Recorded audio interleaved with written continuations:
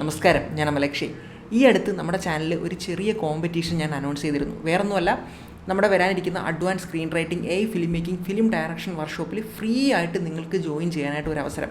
അതിന് വേണ്ടിയിട്ട് വേറെ ഒന്നും നിങ്ങൾ ചെയ്യേണ്ടായിരുന്നു. ഇത്തരത്തിൽ നരസിംഹം എന്ന് പറയുന്ന ആ ഒരു സിനിമയുടെ വൺ ലൈൻ എനിക്ക് ഇൻസ്റ്റാഗ്രാമിൽ അയച്ചു തന്നാൽ മാത്രം മതി. അതിൽ ഏറ്റവും ബെസ്റ്റായിട്ട് വൺ ലൈൻ അയക്കുന്ന ആൾക്ക് ഈ ഒരു വർക്ക്ഷോപ്പിൽ ഫ്രീ ആയിട്ട് ജോയിൻ ചെയ്യാൻ പറ്റുമെന്നായിരുന്നു ഞാൻ പറഞ്ഞിരുന്നത്. അപ്പോൾ ഇത് പറഞ്ഞ സമയത്ത് എൻ്റെ ഏറ്റവും വലിയ പ്രതീക്ഷ എന്തായിരുന്നു എന്ന് വെച്ച് കഴിഞ്ഞാൽ എല്ലാ ആൾക്കാരും ഗംഭീര വൺ ലൈനുകൾ അയക്കും. അങ്ങനെ അയക്കുന്ന സമയത്ത് അതിൽ നിന്നൊരു വിന്നറെ കണ്ടെത്താനായിരിക്കും പാടെന്നാണ് ഞാൻ കരുതിയിരുന്നതെങ്കിൽ എൻ്റെ പ്രതീക്ഷകൾ മൊത്തം തെറ്റിച്ചിട്ടാണ് പല ആൾക്കാരും വൺ ലൈൻ അയച്ചിട്ടുള്ളത്. ഈ വൺ ലൈനുകൾ, അതായത് പറയുകയാണെങ്കിൽ 20 പേരാണ് അയച്ചിട്ടുള്ളത്. ഈ 20 പേരിലെ വൺ ലൈൻ വായിച്ച സമയത്ത് ഞാൻ ഈ യൂട്യൂബ് ചാനൽ തുടങ്ങിയത് തന്നെ മണ്ടത്തരമായി പോയോ എന്ന് എനിക്ക് തോന്നി. അപ്പോൾ ഇന്നത്തെ വീഡിയോയിലൂടെ അതേക്കുറിച്ച് ഡീറ്റെയിൽ ആയിട്ട് തന്നെ പറയണമെന്ന് തോന്നി. അതുകൊണ്ടാണ് ഇന്നത്തെ വീഡിയോ ഒരു ഫ്രണ്ട്ലി ടോക്ക് വീഡിയോ ആയിട്ട് നിങ്ങൾ കണ്ടാൽ മതി. അതായത് കുറേയധികം കാര്യങ്ങൾ മനസ്സിലാക്കാനും അങ്ങനെയുള്ള കാര്യങ്ങൾക്ക് വേണ്ടിയിട്ടാണ് ഇന്ന് ഈ ഒരു വീഡിയോ നമ്മൾ വെച്ചിട്ടുള്ളത്. അപ്പം ഞാൻ പറയുകയാണെങ്കിൽ 2 വർഷമായി ഞാൻ ഈ ഒരു യൂട്യൂബ് ചാനൽ സ്റ്റാർട്ട് ചെയ്തിട്ട്. അങ്ങനെ ഞാൻ ഈ യൂട്യൂബ് ചാനൽ സ്റ്റാർട്ട് ചെയ്യാൻ വേണ്ടിയുള്ള റീസൺ എന്താണെന്ന് വെച്ച് കഴിഞ്ഞാൽ എനിക്ക് സ്ക്രിപ്റ്റ് റൈറ്റിങ്ങിന് താല്പര്യമുണ്ട്. ഞാൻ ആ ഒരു മേഖലയിൽ കയറാനായിട്ട് എൻ്റെ ജോലിയുടെ ബാക്കി സമയങ്ങളിൽ ഫ്രീ ടൈം കണ്ടെത്തി ശ്രമിക്കുന്നുണ്ട്.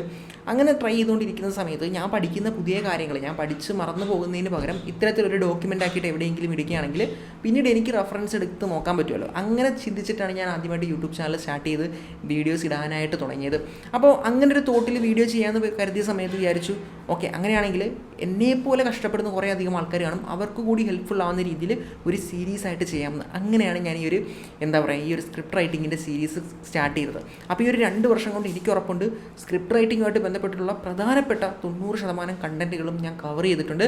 ഇനിയും കുറേ അധികം അഡ്വാൻസ് കാര്യങ്ങൾ മുന്നിലേക്ക് കവർ ചെയ്യാനായിട്ട് പ്ലാനും ചെയ്യുന്നുണ്ട്.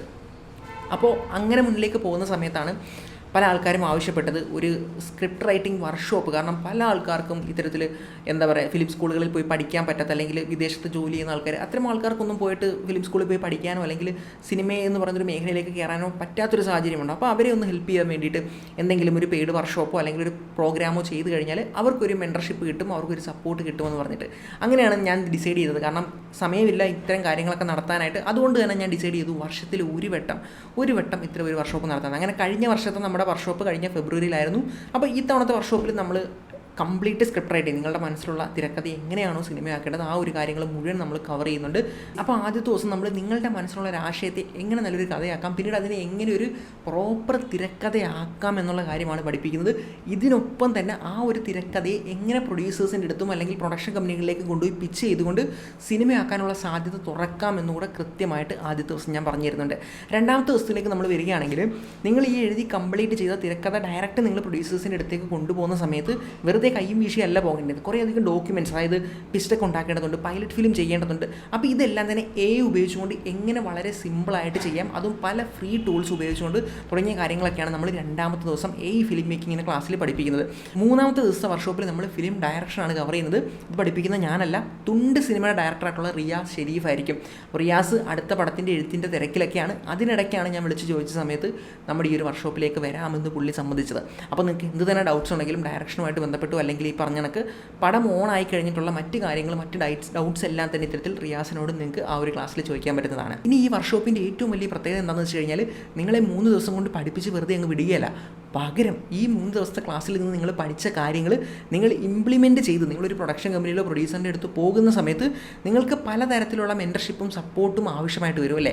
അപ്പോൾ അത്തരം സപ്പോർട്ടുകൾക്ക് വേണ്ടിയിട്ട് 1 വർഷത്തെ വാട്സപ്പ് സപ്പോർട്ട് ഞാൻ നിങ്ങൾക്ക് പ്രൊവൈഡ് ചെയ്യുന്നുണ്ട്. അതായത് എൻ്റെ പേഴ്സണൽ വാട്സപ്പ് നമ്പർ നിങ്ങൾക്ക് തരുന്നതായിരിക്കും.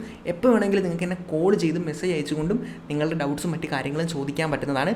കട്ടയ്ക്ക് 1 വർഷം സപ്പോർട്ടിനായിട്ട് ഞാൻ നിങ്ങളുടെ കൂടെ തന്നെ ഉണ്ടാവും. അപ്പം ഞാൻ നേരത്തെ പറഞ്ഞ കണക്ക് തന്നെ ഫിലിം സ്കൂളിൽ പോയി പഠിക്കാൻ താല്പര്യപ്പെടുന്ന ആൾക്കാർക്ക് വേണ്ടിയിട്ടാണ് ഈ ഒരു കോഴ്സ് ഡിസൈൻ ചെയ്തിട്ടുള്ളത്. അതുകൊണ്ട് തന്നെ വർഷത്തിൽ ഒരൊറ്റ വട്ടം മാത്രമേ ഇത് നടത്തുന്നുള്ളെങ്കിൽ പോലും മറ്റെല്ലാവരെയും അപേക്ഷിച്ച് വളരെ കുറഞ്ഞ റേറ്റിന് ഈ ഒരു കോഴ്സ് നിങ്ങൾക്ക് അവൈലബിൾ ആക്കാനാണ് ഞാൻ ഉദ്ദേശിച്ചിട്ടുള്ളത്. അതുകൊണ്ട് തന്നെ നോക്കുകയാണെങ്കിൽ ഈ ഒരു വർക്ക്ഷോപ്പിൻ്റെ പ്രൈസ് എന്ന് പറയുന്നത് 12,000 രൂപ മാത്രമാണ്.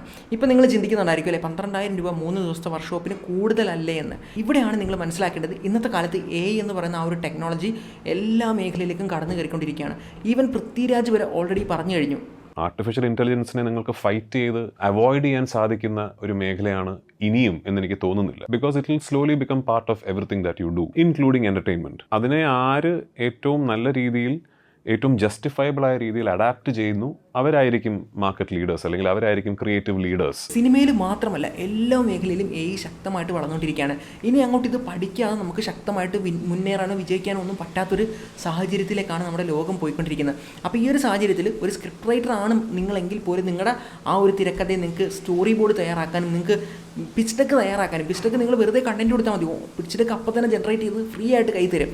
അതുപോലെ നിങ്ങൾക്ക് ഈ പറഞ്ഞ നിങ്ങൾക്ക് പൈലറ്റ് ഫിലിം ചെയ്യാനോ അല്ലെങ്കിൽ നിങ്ങൾക്ക് കംപ്ലീറ്റ് തന്നെ വെച്ച് തന്നെ ഫിലിം ചെയ്യാനോ ഒക്കെ തന്നെ ഇത് പഠിച്ചിരുന്നാൽ സാധിക്കുന്നതാണ്. പല ഫിലിം ഇൻഡസ്ട്രിയിലുള്ള പല ആൾക്കാരും ഇത്തരത്തിൽ പഠിച്ച ആൾക്കാരെ ഇപ്പോൾ ഹയർ ചെയ്തുകൊണ്ടിരിക്കുകയാണ്. എന്തിനു പോലും നെറ്റ്ഫ്ലിക്സ് പോലും ഇപ്പോൾ പല കമ്പനികളെയും ഹയർ ചെയ്യുകയും പല പരിപാടികൾ നടക്കുന്നുണ്ട്. അപ്പോൾ ഈ ഫിലിം മേക്കിംഗ് എന്തായാലും നിങ്ങൾ പഠിക്കണം, പഠിച്ചിരിക്കേണ്ടത് അനിവാര്യമാണെന്ന് മനസ്സിലല്ലേ. അതുകൊണ്ട് തന്നെയാണ് ഞാൻ ഈ ഒരു ദിവസം ഫിലിം മേക്കിങ്ങിൻ്റെ ക്ലാസ് വെച്ചിട്ടുള്ളത്. അങ്ങനെയാണെങ്കിൽ നമ്മൾ ഫീസിൻ്റെ കാര്യമാണ് പറഞ്ഞുകൊണ്ടിരുന്നത്.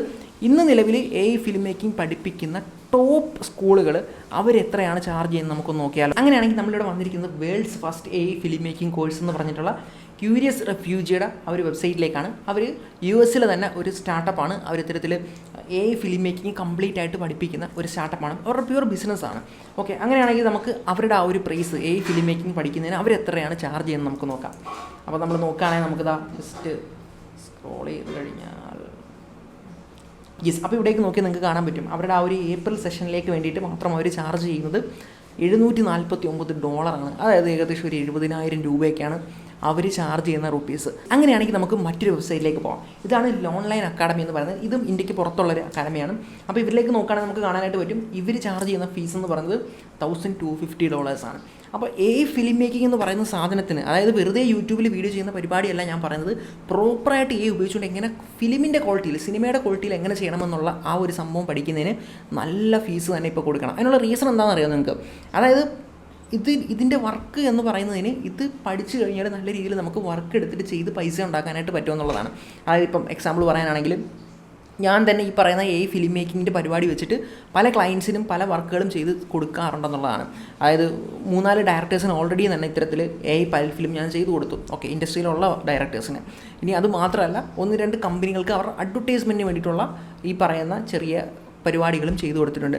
അപ്പോൾ ഇതിനെല്ലാം നമ്മൾ നല്ല എമൗണ്ടാണ് ചാർജ് ചെയ്യുന്നത്. അപ്പോൾ അത്രയും ഇൻകം ജനറേറ്റ് ചെയ്യുന്ന, അത്രയും സാധ്യതയുള്ള ആ ഒരു മേഖല ആയതുകൊണ്ട് തന്നെയാണ് ഇത്രയും അവർ ഈ പറയുന്ന കണക്ക് പൈസ ചാർജ് ചെയ്യുന്നത്. അപ്പോൾ അതൊരിക്കലും കൂടുതലാണെന്ന് നമുക്ക് പറയാനായിട്ട് പറ്റില്ല. അപ്പോൾ ഇതേ ക്വാളിറ്റിയുള്ള സാധനമാണ് നിങ്ങൾക്ക് ഈ പറയുന്ന 12,000 രൂപയ്ക്ക് ഈ ഒരു വർക്ക്ഷോപ്പിൽ നമ്മൾ കവർ ചെയ്യുന്നത്. ഇതിനൊപ്പം തന്നെ പഠിപ്പിച്ച് വിടുകയല്ല, ഒരു വർഷം നിങ്ങൾക്ക് എന്ത് ഡൗട്ട് ഉണ്ടെങ്കിലും എന്ത് സപ്പോർട്ടിന് നിങ്ങൾക്ക് എന്നെ കോൺടാക്ട് ചെയ്യാനും പറ്റുന്നതാണ്. അപ്പോൾ ഇത് ഞാൻ പറഞ്ഞില്ല, ഞാനൊരു ബിസിനസ്സായിട്ട് നടത്താൻ മുന്നിലേക്ക് ഒട്ടും പ്ലാൻ ചെയ്തില്ല, കാരണം അതിനുള്ള സമയം എനിക്കില്ല. അതുകൊണ്ട് തന്നെ ഈ ഒരു വർക്ക്ഷോപ്പ് നമ്മൾ അടുത്ത വർഷമായിരിക്കും ഇനി ഉണ്ടാകും. അപ്പോൾ ഈ ഒരു ഓപ്പർച്യൂണിറ്റി നിങ്ങൾ നഷ്ടപ്പെടുത്താതിരിക്കുക. കാരണം ഒരു വർഷം കൊണ്ട് കുറേയധികം അവസരങ്ങൾ നിങ്ങളുടെ കൺമുന്നിൽ കൂടെ ഓടിപ്പോകുന്നതായിരിക്കും. അപ്പോൾ അത്തരം അവസരങ്ങൾ കാണിച്ചു തരാൻ നിങ്ങളുടെ കൂടെ കട്ടയ്ക്ക് നിൽക്കുന്ന ഒരാളെ നിങ്ങൾക്ക് മെൻറ്ററായിട്ട് ഒരു വർഷത്തേക്ക് കിട്ടുകയാണ്. അപ്പോൾ എനിക്കറിയാം 12,000 രൂപയാണെങ്കിൽ പോലും പല ആൾക്കാർക്കും, നമ്മുടെ പല സ്റ്റുഡൻസിനും അതിൽ ജോയിൻ ചെയ്യാൻ പറ്റാത്ത സാഹചര്യമാണ്. അത്രയും പോലും പൈസ അഫോർഡ് ചെയ്യാൻ പറ്റാത്ത ആൾക്കാരുണ്ടാവും. എന്നാൽ ശരിക്കും നല്ല ടാലൻ്റുള്ള, നമ്മുടെ ഈ ഒരു ചാനൽ കഴിഞ്ഞ് 2 വർഷമായി കാണുകയും എല്ലാ കാര്യങ്ങളും പഠിക്കുകയും ചെയ്തിട്ടുള്ള നല്ല ടാലൻ്റുള്ള ഒരാളുണ്ടെങ്കിൽ അയാൾക്ക് പൈസ ഇല്ല എന്നുള്ളൊരു റീസൺ കൊണ്ട് മാത്രം ജോയിൻ ചെയ്യാനായിട്ട് സാധിക്കരുത് എന്നുള്ളൊരു റീസൺ കൊണ്ടായിരുന്നു ഞാൻ ആ ഒരു കോമ്പറ്റീഷൻ, കഴിഞ്ഞ വീഡിയോയിൽ ഈ ഒരു കോമ്പറ്റീഷൻ്റെ കാര്യം പറഞ്ഞതും ഇത്തരത്തിൽ ആൾക്കാരോട് 1 ലൈൻ അയക്കാൻ പറഞ്ഞതും. അപ്പം നോക്കിക്കഴിഞ്ഞാൽ 20 പേരാണ് എനിക്ക് 1 ലൈൻ അയച്ചിട്ടുള്ളത്. ആ 20 പേര് അയച്ച 1 ലൈൻ ഞാനിപ്പം ഇവിടെ വെച്ചിട്ട് എടുത്ത് നിങ്ങളെ വായിച്ച് കേൾപ്പിക്കാം. ആ 1 ലൈൻ ഞാൻ വായിച്ച് കേൾപ്പിക്കുന്ന സമയത്ത് നിങ്ങൾ ജഡ്ജ് ചെയ്യുക ഓരോ 1 ലൈനും എങ്ങനെ ഉണ്ടായിരുന്നു, എന്താണ് അതിൻ്റെ പ്രശ്നങ്ങൾ എന്നുള്ളത്. അങ്ങനെയാണെങ്കിൽ ആദ്യം തന്നെ എന്തുകൊണ്ടാണ് ഈ ഒരു നരസിംഹത്തിൻ്റെ 1 ലൈൻ തന്നതെന്ന് ഞാൻ പറയാം. അതായത് നരസിംഹം സിനിമ എന്ന് പറയുമ്പോൾ നമ്മുടെ മനസ്സിലേക്ക് ആദ്യം വരുന്നത് ഒരു പക്ക കൊമേഴ്ഷ്യൽ എൻ്റർടൈനറാണ് അല്ലേ. അതായത് മാസ്സായിട്ടുള്ള മുണ്ട് മടക്കി കുത്തിയുള്ള ലാലേട്ടൻ്റെ ഇടി, മീശ പിരിക്കൽ, അങ്ങനെ കുറേയധികം സാധനങ്ങളുള്ള ഒരു മാസ് എൻ്റർടൈനർ. അതുകൊണ്ട് തന്നെ പല ആൾക്കാർക്കും ഇതൊരു ഒരു ക്ലാസിക്കൽ ഫിലിം എന്നതിനപ്പുറത്തേക്ക് ഒരു മാസ് എൻ്റർടൈനറായിട്ടാണ് പല ആൾക്കാരും കാണുന്നത്. അത് തന്നെയായിരിക്കും പെട്ടെന്ന് ആൾക്കാരുടെ മനസ്സിലുണ്ടാവുക. എന്നാൽ ഇവിടെ നിങ്ങൾ മനസ്സിലാക്കേണ്ടത്, ആസ് എ റൈറ്റർ, ഇതൊരു മാസ് എൻ്റർടൈനർ എന്നതിനപ്പുറത്തേക്ക് ആ ഒരു പടത്തിനുള്ളിൽ ഒരു സ്ട്രോങ് ആയിട്ടുള്ളൊരു ഇമോഷനുണ്ട്, ഒരു സ്റ്റോറായിട്ടുള്ളൊരു സ്റ്റോറിയുണ്ട്, ഒരു കോറുണ്ട്. അതുള്ളത് കൊണ്ടാണ് ആ പടം ഇന്നും സാധാരണക്കാരൻ്റെ ഉള്ളിൽ ആ പടം നിലനിൽക്കുന്നത്. അല്ലാതെ ഈ പറയുന്ന മാസും മുണ്ടുവിരിയും അങ്ങനെയുള്ള പരിപാടിയൊന്നും മാത്രം ഉള്ളത് കൊണ്ടല്ല. അതിന് ഏറ്റവും വലിയ എക്സാമ്പിളാണ് അതിനുശേഷം പിന്നീട് മാസും, ലാലേട്ടൻ്റെ മാസും മുണ്ടും മടക്കി കുത്തിയുള്ള ഇടിയും ഒക്കെ വന്നിട്ടുള്ള കുറേയധികം സീരീസ് പടങ്ങളുണ്ടായിരുന്നു. ഇപ്പോൾ നാട്ടുരാജാവ്, ഈ പറഞ്ഞ കണക്ക് മിസ്റ്റർ ബ്രഹ്മചാരി, അങ്ങനെ കുറേയധികം പടങ്ങളുണ്ടായിരുന്നു. അതെല്ലാം തന്നെ ഫ്ലോപ്പായി പോയത് അതിൽ ഈ മാസും കാര്യങ്ങളെല്ലാം ഉണ്ടായിരുന്നു, എന്നാൽ ഈ പറഞ്ഞ കണക്ക് സ്റ്റോറിയിൽ ആ ഒരു കോർ ഇമോഷൻ ഇല്ലായിരുന്നു എന്നുള്ളതാണ്. അപ്പോൾ ഒരു നല്ല റൈറ്റർ എന്ന് പറയുന്നത് ഈ രണ്ട് കാര്യങ്ങളെ തരംതിരിച്ച് കാണാൻ പറ്റുന്ന ഒരാളായിരിക്കണം. അങ്ങനെയാണെങ്കിൽ ഈ പറയുന്ന മാസിനുള്ളിൽ ഒളിഞ്ഞിരിക്കുന്ന ആ ഒരു ഇമോഷൻ എന്താണെന്നുള്ളത്, അല്ലെങ്കിൽ അതിൻ്റെ ആ ഒരു കോർ എന്താണെന്നുള്ളത് നിങ്ങളിൽ പലരും വൺ ലൈനിലൂടെ പറയുമെന്നാണ് ഞാൻ പ്രതീക്ഷിച്ചത്. പക്ഷേ അധികം ആൾക്കാർക്കും അത് കിട്ടിയില്ല എന്നുള്ളതാണ് എന്നെ ശരിക്കും സങ്കടപ്പെടുത്തിയത്. അങ്ങനെയാണെങ്കിൽ 20 പേരും അയച്ച ആ വൺ ലൈനുകളിലേക്ക് നമുക്ക് പോകാം. പോയിക്കൊണ്ട് അത് ഓരോന്നും എന്തൊക്കെയാണെന്ന് നോക്കാം. അതിന് മുമ്പായിട്ട് ഒരു കാര്യം പെട്ടെന്ന് എടുത്തു പറയാനുള്ളത്, കഴിഞ്ഞ ഒരാഴ്ച മുമ്പ് നമ്മുടെ യൂട്യൂബ് ചാനലിൽ ഞാനൊരു പോൾ ഇട്ടിരുന്നു. ആ പോൾ ഇതായിരുന്നു: ഓൺലൈൻ അല്ലെങ്കിൽ ലോഗ് ലൈൻ പറയുന്നതിൻ്റെ ഉദ്ദേശം എന്താണെന്ന് ചോദിച്ചിട്ടായിരുന്നു. അപ്പോൾ അതിൽ ഞാൻ 4 ഓപ്ഷൻസ് കൊടുത്തിരുന്നു. ഒന്നാമത്തെ ഓപ്ഷൻ എന്ന് പറയുന്നത് താനൊരു സാഹിത്യ പണ്ഡിതനാണെന്ന് പ്രൊഡ്യൂസറിനെ അറിയിക്കുക. രണ്ടാമത്തെ ഓപ്ഷൻ പ്രൊഡ്യൂസറിനെ ഇംപ്രസ് ചെയ്യുക. മൂന്നാമത്തെ ഓപ്ഷൻ കഥ ഒളിപ്പിച്ച് വെച്ച് പറയുക, ഇല്ലെങ്കിൽ കഥ അവർ അടിച്ചു മാറ്റും. നാലാമത്തെ ഓപ്ഷൻ എന്ന് പറയുന്നത് സബ്ജക്റ്റ് നല്ലതാണോ എന്ന് ഉറപ്പിക്കാനെന്ന് പറഞ്ഞിട്ട്. അപ്പോൾ ഇതിൽ 50% വോട്ട് കിട്ടിയിരിക്കുന്നത് സബ്ജക്റ്റ് നല്ലതാണോ എന്ന് ഉറപ്പിക്കുക എന്ന് പറയുന്നതിനാണ്. പ്രൊഡ്യൂസറെ ഇംപ്രസ് ചെയ്യുക എന്ന് പറയുന്നതിന് 37% വോട്ടുമാണ് കിട്ടിയിട്ടുള്ളതെന്ന് കാണാൻ പറ്റുന്നുണ്ട്. അങ്ങനെയാണെങ്കിൽ എനിക്ക് ഈ അയച്ചിട്ടുള്ള 20 പേരുടെയും വൺലൈൻ ഞാൻ ഇവിടെ എടുത്ത് വെച്ച് വായിക്കാം. അത് കേട്ടിട്ട് ഓരോ വൺലൈനും വായിക്കുന്ന സമയത്ത് നിങ്ങൾക്ക് എന്താണ് തോന്നുന്നത്, എനിക്ക് എന്താണ് തോന്നുന്നത് ഞാൻ ഉറപ്പായിട്ടും പറയാം. നിങ്ങൾക്ക് എന്താണ് തോന്നുന്നത് നിങ്ങൾ നോട്ട് ചെയ്ത് വെക്കുക. അതിനുശേഷം നമുക്ക് നല്ല വൺലൈൻ ഏത്, മോശം വൺലൈൻ ഏതെന്ന് ഡിസൈഡ് ചെയ്യാം. അപ്പോൾ ഞാനിവിടെ ആരുടെയും പേരോ കാര്യങ്ങളൊന്നും പറയാൻ പോകുന്നില്ല. നമുക്ക് ജസ്റ്റ് ഒന്ന് വായിച്ച് നോക്കാം. Narasimham movie one line. ഓക്കെ. തന്നെ ഒരു പോലീസ് ഓഫീസറായി കാണണമെന്ന തൻ്റെ അച്ഛൻ്റെ ആഗ്രഹത്തിന് നടക്കുന്ന മകൻ. അത് കിരീടത്തിലല്ലേ? ആണോ? ഓക്കെ. പിന്നീടുണ്ടായ ഒരു വഴക്കിൽ തൻ്റെ ഉറ്റ സുഹൃത്തിന് വേണ്ടി ജയിലിലാവുകയും എന്നാൽ തിരികെ വന്ന നായകനെ ആ സുഹൃത്ത് പോലും തഴഞ്ഞു. കഷ്ടം. പിന്നീട് അവൻ നാട്ടിലെ ഏറ്റവും വലിയ ചട്ടമ്പി ബഹുമാനപ്പെടുന്ന ആളുമായി മാറുകയും ചെയ്യുന്നു. കിരീടത്തിൻ്റെ കഥ കൊള്ളാം. തന്നെ ഒഴിവാക്കിയ അച്ഛൻ്റെ ഒരു പ്രശ്നത്തിൽ ഇടപെട്ട് അതിൽ നിന്നും തൻ്റെ അച്ഛനെ മോചിതനാക്കി അതിന് പിന്നിലുള്ള തൻ്റെ ശത്രുക്കളെ വകവരുത്തി ജീവിക്കുന്ന പൂവള്ളി ഇന്ദുചൂടൻ്റെ കഥയാണ് നരസിംഹം. ആ പേരൊന്ന് മാറ്റിയിട്ട് സിനിമയുടെ പേരും കൂടെ മാറ്റിയെങ്കിൽ നമുക്ക് കിരീടമാക്കായിരുന്നു. പുള്ളി എന്താ ഉദ്ദേശിച്ചത്? പുള്ളി നരസിംഹം കണ്ടിട്ടില്ല, അവൻ്റെ പേര് പടം മാറിപ്പോയതാണോ ഒന്നും അറിയാൻ വയ്യ. എന്തായാലും കൊള്ളാം. ഓക്കെ, നമുക്കെന്നാൽ അടുത്തതിലേക്ക് പോവാം. IAS കാരനാകാൻ മോഹിച്ച ഒരു ചെറുപ്പക്കാരൻ, പേര് ഇന്ദുചൂടൻ. കൊള്ളാം. ഒരു കള്ളക്കേസിൽ കുടുങ്ങി 6 വർഷം ജയിൽവാസം അനുഭവിക്കുന്നു. കഷ്ടം. അതിനുശേഷം അയാൾ തിരിച്ചു വരുന്നത് അന്ന് ന്യായാധിപനായിരുന്ന തൻ്റെ സ്വന്തം അച്ഛനോട് പ്രതികാരം ചെയ്യാനാണ്. ഷേടാ, ജസ്റ്റിസ് മേനോൻ അറിഞ്ഞില്ലല്ലോ പ്രതികാരം ചെയ്യാനാണ് വന്നത്. ഓക്കെ. നിർഭാഗ്യവശാൽ അച്ഛനെ ചതിയിലൂടെ ജയിലിൽ അടച്ച ശത്രുക്കളോട് പകരം വീട്ടാനും നഷ്ടപ്പെട്ട കുടുംബ മഹിമ തിരിച്ചു പിടിക്കാനും നീതിന്യായ വ്യവസ്ഥയ്ക്കും അനീതിക്കുമെതിരെ പോരാടാൻ ഇന്ദുചൂടൻ നിർബന്ധിതനാകുന്നു. അപ്പോൾ പുള്ളി പ്രതികാരം ചെയ്യാൻ വന്നതാണെങ്കിൽ പിന്നെ ജയിലിൽ കിടക്കുന്ന അച്ഛനെ ഇറക്കേണ്ട കാര്യമില്ലായിരുന്നല്ലോ. ശത്രുക്കളുടെ കൂടെ കയറിയിട്ടങ്ങ് പുള്ളിയും ജയിലിലാക്കിയാൽ പോരായിരുന്നു. എന്തോ പ്രശ്നമുണ്ട്. എന്താ ഇവരൊക്കെ ഈ സിനിമ കാണാതാണോ വൺലൈൻ അയച്ചതെന്നാണ് ഞാനിപ്പോൾ ആലോചിക്കുന്നത്. നമുക്ക് അടുത്തതിലേക്ക് പോകാം. IAS ആവേണ്ടിയിരുന്ന നായകനെ ചതിയിലൂടെ ജയിലിലാക്കുന്ന ശത്രുക്കളോട് പ്രതികാരം ചെയ്യുന്ന നായകൻ. അതാണ് പുള്ളി അയച്ചിരിക്കുന്ന വൺലൈൻ. അപ്പോൾ ഇതിൽ കുറേ അക്ഷരത്തെറ്റൊക്കെ നമുക്ക് കാണാൻ പറ്റുന്നുണ്ട്, ശ്രദ്ധിക്കണം. അപ്പോൾ ഇതിൽ എനിക്ക് തോന്നുന്നത് പ്രൊഡ്യൂസറിനോട് വൺലൈൻ പറയാൻ പോകുന്ന സമയത്ത് പുള്ളി ചിന്തിച്ചിട്ടുണ്ടാവും ഇതിനകത്തെ കഥയൊന്നും ഡിസ്ക്ലോസ് ചെയ്യേണ്ട, കാരണം പ്രൊഡ്യൂസർ ഇത് അടിച്ചു മാറ്റിയിട്ട് വേറെ സിനിമയാക്കിയാലോ എന്ന് കരുതിയിട്ട് കഥ ഒളിപ്പിച്ച് വെച്ചിട്ടാണ് പുള്ളി ഈ ഒരു വൺലൈൻ എഴുതിയിട്ടുള്ളത്. അപ്പോൾ നമ്മൾ കഴിഞ്ഞ ദിവസം ഇട്ട പോളിൽ 10% പേരായിരുന്നു കഥ ഒളിപ്പിച്ച് വെക്കുക അല്ലെങ്കിൽ പ്രൊഡ്യൂസർ അടിച്ചു മാറ്റുമെന്ന് വോട്ട് ചെയ്തിരുന്നത്. അതിൽ പുള്ളി വോട്ട് ചെയ്തിട്ടുണ്ടെന്നാണ് എനിക്ക് തോന്നുന്നത്. അങ്ങനെയാണെങ്കിൽ നമുക്ക് അടുത്തതിലേക്ക് പോകാം. തൻ്റേതല്ലാത്ത കാരണത്താൽ ജയിലിൽ പോകേണ്ടി വന്ന പൂവള്ളി ഇന്ദുചൂടൻ സമൂഹത്തിൽ ഉയർന്ന പദവിയും ബഹുമാനവും നേടിയ തൻ്റെ അച്ഛൻ്റെ ആഗ്രഹങ്ങൾക്ക് വിരുദ്ധമായി സഞ്ചരിക്കുകയും പുറത്താക്കപ്പെടുന്നതിനെ തുടർന്നും ക്രൂരനും പ്രതികാരദാഹിയുമായ മണപ്പള്ളി പവിത്രൻ്റെ കെണിയിൽ നിന്നും അച്ഛനെ രക്ഷിക്കാൻ നടത്തേണ്ടി വരുന്ന പോരാട്ടം അവസാനം അയാളെ മറ്റൊരു പ്രതികാര ദിശയിലേക്ക് കൊണ്ടെത്തിക്കുന്നു. എനിക്ക് തോന്നുന്നു പുള്ളി ഏതോ പഴയ പ്രേത സിനിമയ്ക്കൊക്കെ തിരക്കഥ എഴുതിയിട്ടുള്ള ആളായിരിക്കുമെന്ന് തോന്നുന്നു. അപ്പോൾ ആ ഒരു വൈബൊക്കെ പിടിച്ചിട്ടാണ് നരസിംഹത്തിന് ഈ ഒരു വൺലൈൻ എഴുതിയിട്ടുള്ളതെന്ന് തോന്നുന്നു. കൊള്ളാം, നന്നായിട്ടുണ്ട്.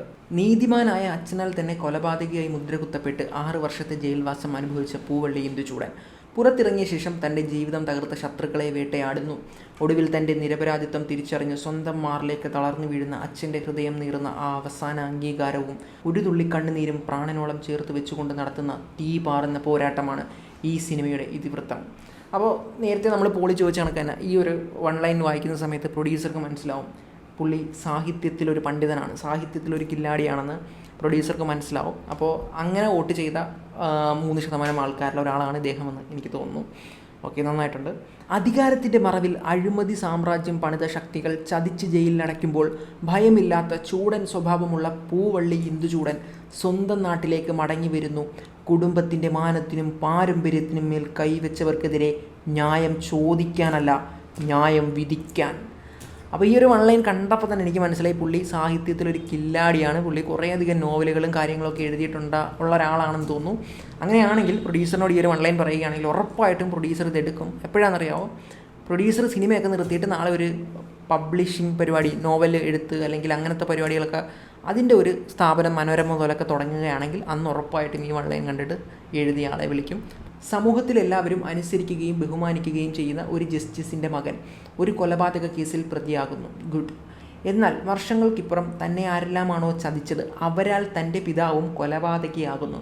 തൻ്റെ പിതാവ് കൊലപാതകിയാവുകയല്ല, കൊലക്കേസിലെ പ്രതിയാക്കി മുദ്ര കുത്തുന്നു എന്നാണ് പറയേണ്ടത്. കൊലപാതകി എന്ന് പറഞ്ഞാൽ മറ്റേ ഇയാളെ കൊണ്ട് കൊല ചെയ്യിച്ചു, അങ്ങനെ പുള്ളി കൊലപാതകിയായെന്നൊരു മീനിങ് വരും. അപ്പോൾ അതിന് ആ എഴുത്തിൽ മീനിങ് തെറ്റാണ്.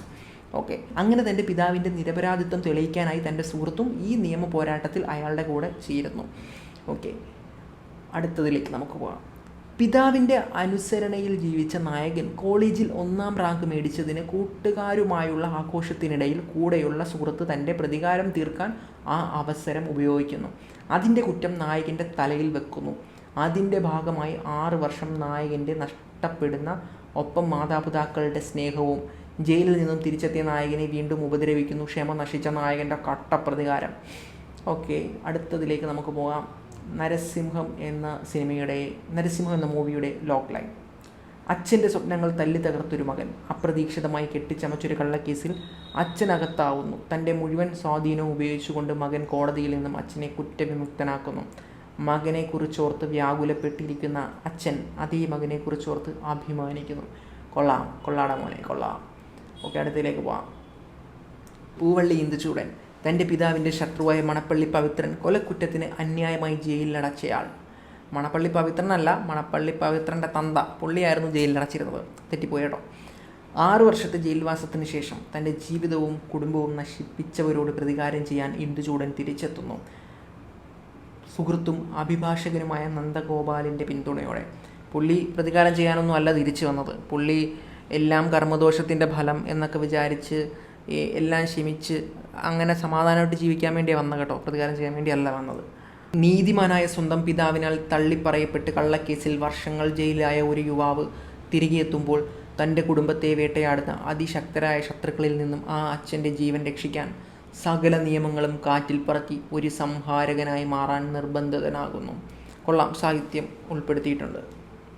ചെയ്യാത്ത കുറ്റത്തിന് ജയിൽ ശിക്ഷ അനുഭവിച്ചു തിരിച്ചു വരുന്ന നായകന് സ്വന്തം അച്ഛനിൽ നിന്നും അവഗണനകൾ നേരിടേണ്ടി വരുമ്പോൾ ഒരു ഘട്ടത്തിൽ നായകൻ്റെ അച്ഛൻ അതേ അവസ്ഥയിൽ കൂടി കടന്നു പോകുമ്പോൾ തൻ്റെ അച്ഛനെ പൂർണ്ണമായി വിശ്വസിച്ചുകൊണ്ട് അച്ഛനെ നിയമത്തിന് മുന്നിൽ നിന്നും രക്ഷപ്പെടുത്തുകയും എതിരാളികളെ ഉന്മൂലനം ചെയ്യുകയും ചെയ്യുന്നു. ഇവിടെ അച്ഛനെ നിയമത്തിന് മുന്നിൽ നിന്ന് രക്ഷപ്പെടുത്തുകയല്ല, നിയമത്തിന് മുന്നിൽ നിന്ന് രക്ഷപ്പെടുത്തുക എന്ന് പറയുമ്പോഴത്തേക്കും എന്തോ ക്രൈം ചെയ്തിട്ട് നൈസായിട്ട് രക്ഷപ്പെട്ടു പോകുന്നു എന്നുള്ളതാണ്, നിയമത്തെ പറ്റിച്ചിട്ട്. പകരം നിയമത്തിന് മുന്നിൽ അച്ഛൻ്റെ നിരപരാധിത്വം തെളിയിച്ചു എന്നുള്ളതാണ് ക്ലിയർ ആയിട്ട് എഴുതേണ്ടത്. അല്ലെങ്കിൽ വായിക്കുന്ന പ്രൊഡ്യൂസർക്ക് തെറ്റിദ്ധരിക്കും. ഇപ്പോൾ പുള്ളി വിചാരിക്കും പുള്ളി എന്തോ കള്ളത്തരം കാണിച്ചിട്ട് രക്ഷപ്പെട്ടയാണെന്ന് ചിലപ്പോൾ വിചാരിച്ചേക്കാം. അങ്ങനെയാണെങ്കിൽ നമുക്ക് അടുത്തതിലേക്ക് പോകാം. സിവിൽ സർവീസ് എക്സാമിന് ആദ്യ റാങ്ക് കിട്ടിയിരുന്ന സമയത്ത് ചെയ്യാത്ത കൊലക്കുറ്റത്തിന് തെളിവുകൾ തനിക്കെതിരായതിനാൽ ജഡ്ജിയായ അച്ഛൻ കൊടുത്ത ശിക്ഷാവിധിയിലൂടെ ജീവിതം തകർന്നു പോയ ഇന്ദുചൂടൻ. ജഡ്ജിയായ അച്ഛൻ കൊടുത്ത ശിക്ഷാവിധിയാണ്. ഈ പുള്ളി നരസിംഹം സിനിമ കണ്ടിട്ടില്ലെന്ന് തോന്നുന്നു കേട്ടോ. ജഡ്ജി അച്ഛനല്ല, വേറെ ഏതോ ജഡ്ജിയാണ് ശിക്ഷ കൊടുത്തത്, പുള്ളി അല്ല. വർഷങ്ങൾക്കിപ്പുറം അതേ അച്ഛനെ ശത്രുക്കളിൽ നിന്ന് രക്ഷിക്കുവാനും തൻ്റെ നിരപരാധിത്വം തെളിയിക്കാനും നടത്തുന്ന വീരോചിതമായ പോരാട്ടമാണ് നരസിംഹം. അവസാനം ഒരു സാഹിത്യമൊക്കെ കൊടുത്ത് പവറാക്കിയിട്ടുണ്ട്. ഓക്കെ, നമുക്ക് അടുത്തതിലേക്ക് പോവാം. സിവിൽ സർവീസ് ഉദ്യോഗസ്ഥനാകേണ്ടിയിരുന്ന ഒരു മിടുക്കനായ യുവാവ് താൻ ചെയ്യാത്തൊരു കുറ്റത്തിന് 6 വർഷത്തെ ജയിൽ ശിക്ഷ അനുഭവിച്ച ശേഷം ഒരു കരുത്തനായ പോരാളിയാവുകയും തൻ്റേതായ ശരിയായ ധർമ്മവും നീതിയും സ്ഥാപിക്കുകയും ചെയ്യുന്നു. ടൈറ്റിൽ നരസിംഹം. സാഹിത്യം. അടുത്തതിലേക്ക് പോവാം. അന്യായമായി കൊലക്കുറ്റത്തിന് ശിക്ഷിക്കപ്പെട്ട് ജയിൽവാസം അനുഭവിച്ച് തിരിച്ചു വരുന്ന ഇന്ദുചൂടൻ തന്നെയും തൻ്റെ കുടുംബത്തെയും തകർത്തവർക്കെതിരെ പ്രതികാരം ചെയ്യുന്നതും ഒപ്പം തൻ്റെ പിതാവിനോടുള്ള ആത്മബന്ധം വീണ്ടെടുക്കുന്നതുമാണ് ഈ സിനിമയുടെ ഇതിവൃത്തം. IAS വിദ്യാർത്ഥിയായ നായകൻ വ്യാജ കൊലപാതക കേസിൽ തൻ്റെ പിതാവിൻ്റെ കൈകളാൽ ചെയ്യാത്ത കുറ്റത്തിന് ജീവപര്യന്തം ജയിൽ ശിക്ഷ ഏറ്റുവാങ്ങുന്ന നായകൻ അതിനു കാരണക്കാരായ ശത്രുക്കളെ പ്രതികാരം വീട്ടാനായി ജീവപര്യന്തം ശിക്ഷയ്ക്ക് ശേഷം തിരിച്ചു വന്ന് തുടർന്ന് ശത്രുക്കൾ റിട്ടയർഡ് ജഡ്ജിയായ അച്ഛനെയും വ്യാജ കൊലപാതക കേസിൽ ഉൾപ്പെടുത്തുന്നു. മകൻ അച്ഛനെ അതിൽ നിന്നും പുറത്തു കൊണ്ടുവരുന്നു. അതിന് സന്തോഷത്തിൽ കുറ്റബോധമേന്തിയ മനസ്സുമായി അച്ഛൻ മകൻ്റെ മടിയിൽ കിടന്ന് മരിക്കുന്നു. ഹൃദയത്തിൽ കാഠിന്യമേറിയ വേദനയും സഹിച്ചുകൊണ്ട് നായകൻ തൻ്റെ ശത്രുക്കളോട് എല്ലാവരോടുമായി പ്രതികാരം ചെയ്യുന്നു. ഇതിൽ ഒന്നാമത് IAS വിദ്യാർത്ഥി എന്നുള്ളതല്ല, IAS ഉദ്യോഗാർത്ഥി എന്നാണ് എഴുതേണ്ടത്.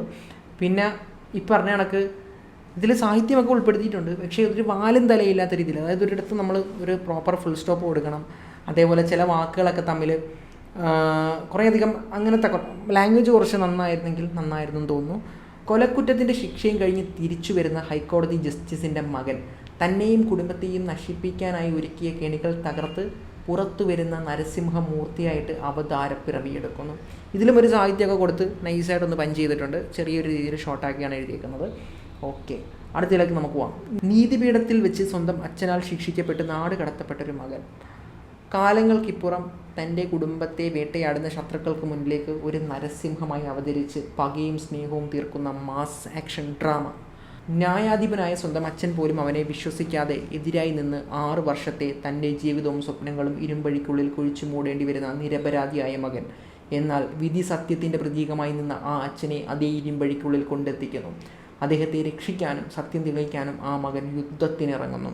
സാഹിത്യമൊക്കെ ഉൾപ്പെടുത്തി ഞാൻ നേരത്തെ പറഞ്ഞ കണക്ക് കിടിലായിട്ട് എഴുതിയിട്ടുണ്ട്. അപ്പോൾ നോവലൊക്കെ എഴുതാനായിട്ട് നല്ല ടാലൻ്റ് ഉള്ള ഒരാളാണെന്നാണ് എനിക്ക് തോന്നുന്നത്. അടുത്തൊരു 1 ലൈൻ ഇംഗ്ലീഷിലാണ് എഴുതിയിട്ടുള്ളത്. ChatGPT ജെമിനി ഒക്കെ ആണോ എന്നറിയില്ല, നോക്കാം. Narasimha movie 1 line. A man who returns എന്നാണ് പുള്ളി ഉദ്ദേശിച്ചതെന്ന് തോന്നുന്നു, സ്പെല്ലിംഗ് മിസ്റ്റേക്ക് ആയിരിക്കാം. ടു ഹിസ് വില്ലേജ് എന്നാണ് ഉദ്ദേശിച്ചതെന്ന് തോന്നുന്നു. After being wrongly imprisoned for 6 years seeking clear mean. Okay, അപ്പോൾ എനിക്ക് അയച്ച 20 പേരുടെയും 1 ലൈനാണ് നിങ്ങളിപ്പോൾ കേട്ടത്. അപ്പോൾ ഇത്രയും കേട്ടതിൽ നിന്ന് നിങ്ങൾ തന്നെ കുറേയൊക്കെ നല്ല 1 ലൈനുകളെ കുറേയൊക്കെ മാറ്റി നിർത്തിയിട്ടുണ്ടാവും. മോശമെന്ന് നിങ്ങൾക്ക് തോന്നുന്ന കുറേയധികം 1 ലൈനുകളെ മാറ്റി നിർത്തിയിട്ടുണ്ടാവും അല്ലേ? അങ്ങനെയാണെങ്കിൽ ഈ കൊള്ളാത്ത 1 ലൈനുകൾ മാറ്റി വെച്ചേരെ. ഈ നല്ലതാണെന്ന് തോന്നുന്ന കുറച്ച് 1 ലൈനുകളുണ്ടല്ലോ, ആ 1 ലൈനുകൾ കാണുമ്പോൾ നിങ്ങൾക്ക് അത് നല്ലതാണെന്ന് തോന്നുന്നുണ്ടെങ്കിൽ പോലും അത് ആക്ച്വലി ശരിക്കുള്ള നല്ല 1 ലൈനുകളല്ല. ആ 1 ലൈനുകളൊക്കെ വായിക്കുന്ന സമയത്ത് നിങ്ങൾക്ക് തോന്നുന്നുണ്ടാവും ഇത് കുഴപ്പമില്ലല്ലോ, ഇത് വായിക്കുമ്പോൾ തന്നെ ആ സിനിമയായിട്ട് കണക്റ്റ് ആവുന്നുണ്ടെന്ന് നിങ്ങൾക്ക് തോന്നിയേക്കാം. അത് തോന്നുന്നത് നിങ്ങൾ നരസിംഹം എന്ന് പറയുന്ന സിനിമ കുറേ പ്രാവശ്യം കണ്ടിട്ടുള്ളത് കൊണ്ടാണ്. അപ്പോൾ അതിൽ പല ഇമ്പോർട്ടൻ്റ് ആയിട്ടുള്ള സാധനങ്ങൾ മിസ്സിങ് ആണ്. എങ്കിൽ പോലും നിങ്ങൾ ഓൾറെഡി ആ പടം കണ്ടതുകൊണ്ട് നിങ്ങളുടെ ബ്രെയിൻ അതിനെ അങ്ങ് കണക്ട് ചെയ്ത് തരും. എന്നാൽ നരസിംഹം സിനിമ കാണാത്ത ഒരാളെയാണ് ഈ ഒരു 1 ലൈൻ കൊണ്ട് കാണിക്കുന്നതെങ്കിൽ അയാൾക്ക് ആ സിനിമയുടെ ഒരു കോർ സാധനവും കിട്ടാൻ പോകുന്നില്ല എന്നുള്ളതാണ്.